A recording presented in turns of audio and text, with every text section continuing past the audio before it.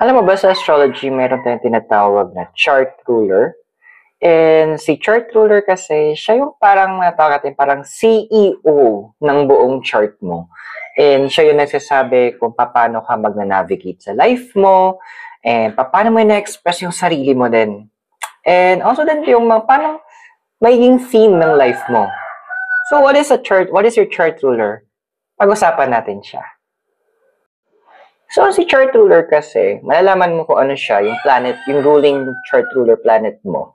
Redundant, di ba? Yung ruling chart ruler mo. Basta yun na yun. Is malalaman mo yan kapag tinignan mo yung rising zodiac sign mo.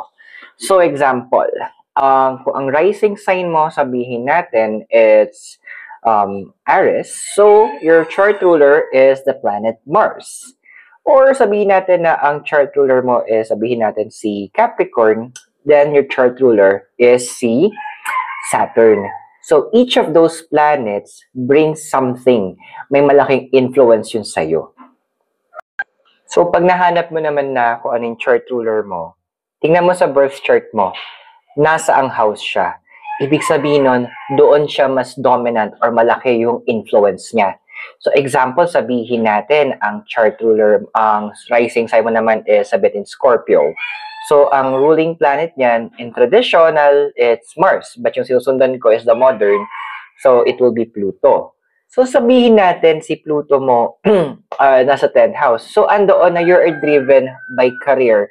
You are driven by public recognition. So kung sabihin naman natin yung Pluto mo is nasa 4th house, so andoon na meron kang desire or you are ruled and driven by deep transformation through your family or sa emotional needs mo. So that's why it's very important kasi yun yung driving force mo. So as of now ba, ikaw, what is your chart ruler? Start with your rising. From there, check the planet and then alamin mo kung nasa ang house siya. Then you will find out kung saan talaga nagfo-focus ang life mo and how you can use it to make the best in your life. So sana nakatulong sa'yo. And if you're new, do subscribe, like, and share. And I'll see you very soon.